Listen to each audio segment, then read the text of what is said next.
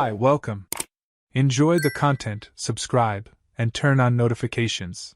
Connor Hayes was sitting at his desk on the 32nd floor of a skyscraper in Seattle, watching the city lights begin to flicker as darkness settled in on that Tuesday evening. At 42, he'd built a respected career as a senior architect, signing off on projects that reshaped skylines and won awards. But none of that mattered as much as his family. Jessica, his wife of 15 years, was a successful financial consultant, a smart, driven woman he deeply admired. Together, they raised Lucas, 12, a kid obsessed with basketball, and Emma, 9, who loved to draw and dreamed of becoming a veterinarian. Their life in Seattle seemed balanced, prosperous, enviable to friends and neighbors. That night, Connor was getting ready for a video conference with an important client in Tokyo. The time difference meant the meeting had to happen at 9:30 p.m. Seattle time. He'd told Jessica that morning he'd be home late. She'd replied casually, saying she'd use the time to finish up financial reports for a big presentation the next day. Connor didn't think twice. Jessica often worked late, especially when big presentations were coming up. The trust between them was something he took for granted, the solid foundation of 15 years of marriage. The call with the Japanese client started right on time. Connor was walking through 3D renders of an ambitious commercial complex when, distracted, he reached for his phone to silence it completely. But instead of ending the earlier call he'd made to Jessica, he accidentally reactivated it. The line stayed connected, emitting faint, almost imperceptible sounds while Connor focused on the screens in front of him. It wasn't until nearly 3 minutes later that he glanced down and realized the call was still active. He was about to hang up when he heard something that turned his blood cold. Jessica's laugh. Not her usual casual laugh, but something different, intimate. Complicit. And then, clear as crystal, a man's voice saying in a suggestive tone, "Close the door." More muffled laughter. The sound of a door locking. Connor felt like he'd been punched in the stomach. His hands started shaking. The Japanese client was speaking through the video call, but Connor couldn't process the words. His mind was locked on those few seconds he'd just overheard. He hung up on Jessica immediately, his heart pounding so hard he could hear it in his ears. He tried to breathe, tried to rationalize. Maybe it was a coworker. Maybe it was harmless. But the tone of that man's voice had nothing professional about it. And Jessica's laughter had a quality he knew too well, the same one she used when they were flirting in the early years of their relationship. Connor apologized to the client, citing a sudden family emergency, and ended the call abruptly. He sat there for a moment, hands still trembling, trying to decide what to do. Then, driven by an instinct he didn't know he had, he grabbed his keys and wallet and left the office. It was 9:45 p.m. He normally got home around 10:30. He decided he'd get there sooner. Seattle's nighttime traffic was light, and Connor made the drive in 25 minutes, his mind racing the whole way. He called Jessica twice on the way. The first time, she didn't answer. The second time, she picked up after several rings, her voice slightly breathless, saying she was in the bathroom. Connor forced a calm he didn't feel and asked who she was with. "Alone, just working on the reports," she replied with unnatural ease. He knew, deep in his gut, that she was lying. He hung up without another word. When he pulled up to their house, a modern 2-story home in a quiet residential neighborhood, Connor felt his stomach twist. The living room lights were on, but something in the air felt wrong. He parked on the street instead of the garage, not wanting to make noise. He entered through the side door that led straight into the kitchen and climbed the stairs carefully, each step measured and silent. He passed Lucas and Emma's rooms, both sleeping peacefully, oblivious to the drama about to unfold. Their innocence, the fact that they were asleep while their mother was doing something unthinkable just meters away, made Connor feel a rage he'd never known before. As he neared the home office on the second floor, the room Jessica had insisted on having so she could work remotely when needed, Connor heard muffled voices. Two voices. One unmistakably male. He recognized that voice. Grant Morrison. Minority partner at the consulting firm where Jessica worked. A 38-year-old divorced man who was always overly friendly with Jessica at social events, always finding excuses to touch her arm or whisper comments that made her laugh. Connor had never liked him, but Jessica always said he was being paranoid, that Grant was just an outgoing colleague. Connor pushed open the office door without knocking. The scene before him was exactly what he'd feared, and worse than he'd imagined. Jessica was sitting on the gray leather sofa, Grant beside her, knees touching. Two glasses of red wine sat on the coffee table. The soft glow of the lamp created an intimate atmosphere. Both turned toward the door at once, and Jessica's expression shifted from relaxed to pure panic in an instant. Grant jumped up quickly, adjusting his shirt, trying to look casual but failing miserably. "Connor. We didn't expect you so early." "We were just," Connor cut him off with a voice he didn't recognize, cold, controlled. "A financial strategy review? At midnight? With wine? Telling you to close the door? What kind of idiot do you think I am?" The silence that followed was deafening. Jessica stood up too, her hands visibly shaking. "Connor, it's not what you think." Grant came over to discuss an urgent project and Connor took a step forward, his eyes locked on Jessica with an intensity that made her flinch. "Don't lie to me. Not now. I heard you. I heard everything." He pulled his phone from his pocket and showed the call log, the duration marked at nearly 20 minutes. "Accidental connection. You didn't know I was listening." Color drained from Jessica's face. Grant, realizing the situation was completely lost, tried to move toward the door, but Connor blocked his path.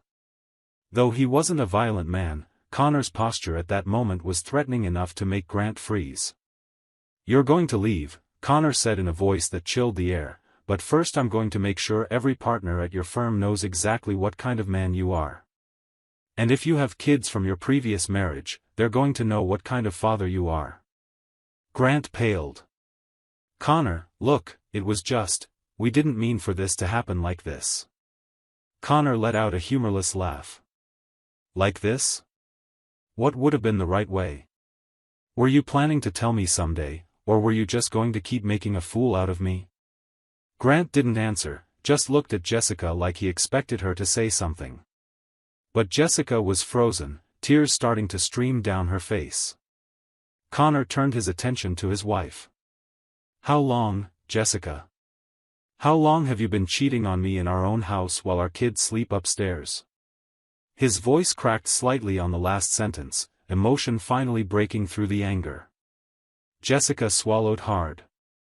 "Connor, it was a mistake. It didn't mean anything." Connor shook his head slowly. "Don't insult me with that answer." "How long?" Jessica closed her eyes, tears flowing faster now. 6 months, she whispered. "It started in San Francisco, during that conference in April." Connor felt his legs go weak. 6 months. Half a year. He remembered every moment from that period, every time Jessica said she was working late, every business trip, every weekend she had unavoidable commitments. The betrayal wasn't just sexual. It was an elaborate web of lies, a double life built with planning and cold calculation. "Leave," Connor said to Grant, his voice back to that icy tone. "Leave now before I do something I'll regret." Grant didn't need to hear it twice. He grabbed his coat and practically ran down the stairs. The sound of the front door closing echoed through the house. Jessica took a step toward Connor, reaching out her hands. "Connor, please, we need to talk about this. I can explain, I can." "Don't touch me." The words came like a whip. "Don't you dare touch me." Jessica stopped, hands still outstretched, trembling. "I made a terrible mistake. I know that. But we have 15 years together. We have Lucas and Emma. We can't just throw all of this away. Connor looked at her like she was a stranger. Throw it away? Did I throw anything away, Jessica? Did I destroy our marriage? Our vows? Our children's trust? He ran a hand through his hair, fighting the urge to scream. While I was working, building a life for our family, you were here with him. In our house. While our kids slept just meters away. How could you? Jessica sobbed. I don't know. I don't know what happened to me. Grant was attentive, made me feel special, and things between us were so routine. I felt invisible. Connor gave a bitter laugh. Invisible? I worked 12 hours a day so you could have the flexibility to choose your projects. I cooked on weekends. I took the kids to their activities when you had to travel. I asked you about your day every night. How is that making you feel invisible? Jessica had no answer. Connor shook his head and turned away. I'll sleep in the guest room. Tomorrow we'll handle the practical details. But the marriage is over, Jessica. There's no going back. He left the office, leaving Jessica alone with her tears. That night, Connor didn't sleep. He lay in the guest room, staring at the ceiling, his mind filled with memories that now felt tainted. Every happy moment, every birthday, every smiling family photo now seemed like a lie. By morning, he'd already researched 3 divorce lawyers and scheduled consultations for the same day. In the weeks that followed, Connor found his decision to act quickly was more than justified. He hired a private investigator, an ex-cop recommended by his lawyer, who in 10 days compiled a devastating dossier. Jessica and Grant hadn't just met during business trips. There were records of hotel check-ins on weekends when Connor was taking Lucas to basketball games or Emma to art class. Their joint credit card had been used to pay for romantic dinners at expensive restaurants, gifts Jessica never mentioned, even a weekend getaway to Victoria, Canada, which she'd claimed was a mandatory professional retreat. The investigator also recovered messages from a shared laptop Jessica rarely used but that automatically synced with her email account. The conversations between her and Grant were explicit, not just sexually, but emotionally. They discussed a future together, talked about, when the right time came, made plans for international trips. Jessica had told Grant their marriage to Connor had been dead for years, that she'd only stayed because of the kids. Connor read those words and felt like each one was a knife to the chest. But it was the professional twist that delivered the poetic justice Connor hadn't planned. His lawyer suggested that, since the affair happened in a workplace and potentially involved conflicts of interest, the senior partners at the consulting firm should be informed. Connor initially hesitated, he didn't want to expose Jessica publicly. But when the lawyer pointed out the firm likely had strict policies about employee relationships and that company resources may have been used to facilitate the affair, Connor agreed. A meeting was arranged with Richard Pemberton, the firm's founding partner. Connor presented the evidence professionally and factually. Pemberton, a 60-year-old man known for his unwavering integrity, was visibly shocked. He thanked Connor for bringing the matter directly to leadership and assured him an internal investigation would begin immediately. The firm couldn't allow extramarital relationships among partners to damage its reputation or create a toxic work environment. The investigation revealed Grant had used the corporate card on 3 occasions for meetings that had nothing to do with legitimate business. Additionally, he'd been romantically involved with at least one client during his previous divorce, which directly violated firm policy. Grant was forced to resign within 2 weeks, his equity stake bought back by the firm at a significantly reduced value due to contractual breaches. Jessica, though not formally fired, lost all her major clients once the story inevitably leaked through professional circles. No one wanted to be associated with the scandal. The divorce process in Washington, a community property state, was handled with clinical efficiency. Connor's lawyer built a strong case showing Jessica had used marital funds to facilitate the affair and that her conduct was incompatible with the children's best interests. While the state didn't officially recognize adultery as a factor in asset division, the documented use of joint funds for the affair heavily influenced negotiations. Connor was granted primary custody of Lucas and Emma, with Jessica receiving supervised visitation initially until her emotional state stabilized. Telling the kids was the hardest part. Connor and Jessica, in one of the few civil conversations they'd had throughout the process, agreed to do it together. Lucas, at 12, understood more than they expected. He didn't ask many questions, but Connor noticed how the boy avoided looking at his mother. Emma, at 9, cried and asked if it was her fault. Connor held her tightly and assured her nothing that had happened was her fault, that Mom and Dad still loved them very much, but they just couldn't live together anymore. He arranged therapy for both immediately. 3 months after the separation, Connor moved with Lucas and Emma into a smaller but cozy home in a quiet neighborhood near the kids' school. The original house was sold, and the proceeds split according to the agreement. Connor established a structured routine: breakfast together every morning, help with homework at night, family dinners, and board games on Sundays.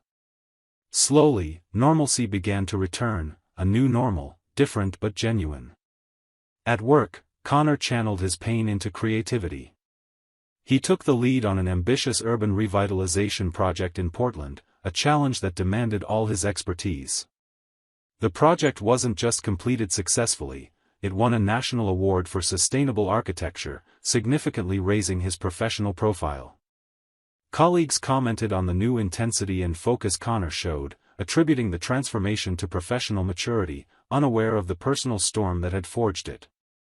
Jessica, on the other hand, faced a very different reality. Her relationship with Grant ended abruptly 3 weeks after the discovery. He made it clear, in a cold, brief message, that he'd never planned to take a serious relationship with her, that it had always been just a convenient fling. Jessica found herself alone, living in a modest downtown Seattle apartment, working for smaller clients who paid far less than her previous contracts. She tried to rebuild her relationship with Lucas and Emma, but trust was deeply damaged. The kids were polite but distant, especially Lucas, who rarely initiated conversations with his mother. 6 months after the separation, Connor was at an architecture conference in Vancouver when he met Dr. Olivia Chen, an associate professor of urban planning at the University of British Columbia. They sat together during a panel on sustainable design and struck up a conversation that lasted through lunch and then coffee. Olivia was intelligent, passionate about her work, and had a genuine laugh that Connor noticed made his heart beat just a little faster. She was also divorced, with a 10-year-old daughter, and understood the complexities of rebuilding life after a failed marriage. Connor was cautious. He wasn't looking for a relationship, and he made that clear to Olivia from the start. But she smiled and said she wasn't either, that she simply enjoyed intelligent company and stimulating conversation. They exchanged numbers and began communicating regularly, talks about architecture and urbanism that gradually expanded to include books, films, and life philosophy. Connor realized he was smiling more, waking up looking forward to reading Olivia's messages, and that the idea of love no longer felt like a painful betrayal but a distant, hopeful possibility. One Sunday morning, nearly 8 months after discovering the betrayal, Connor was in his new backyard playing basketball with Lucas. Emma was sitting on the porch steps, sketching in her notebook. Seattle's sun shone through the clouds, casting patterns of light and shadow across the grass. Lucas sank a three-pointer and celebrated with enthusiasm. Connor laughed, a real, full laugh that surprised even him. Emma looked up, smiled, and said, "Dad, you look truly happy." Connor walked over and brushed her hair. "You know, Emma, I think I am." That afternoon, while preparing dinner with the kids helping in the kitchen, Connor received a message from Olivia asking if he'd like to meet for dinner when she visited Seattle the following week. He stared at the message for a long moment, then looked over at Lucas and Emma chatting animatedly about their day. He took a deep breath and typed a reply, "I'd love to. Can't wait." He sent it and felt something he hadn't felt in a long time. Hope. Peace. The certainty that destruction could be followed by reconstruction, that betrayal could eventually give way to trust again, and that a sad ending could simply be the prologue to something better. The poetic justice wasn't completed through elaborate revenge, but through life unfolding naturally. Grant lost his career and reputation. Jessica lost her family, her professional standing, and her children's trust. Connor, on the other hand, discovered that the best response to betrayal wasn't permanent hatred, but the ability to move forward with dignity, focusing on what truly mattered, his children, his integrity, and his capacity to love again, when the time was right.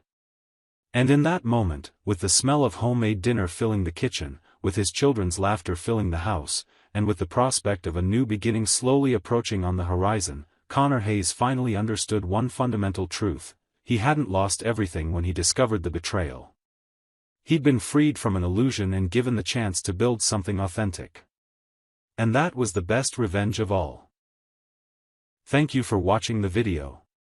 If you enjoyed it, don't forget to subscribe to the channel and turn on notifications so you won't miss any updates. See you next time.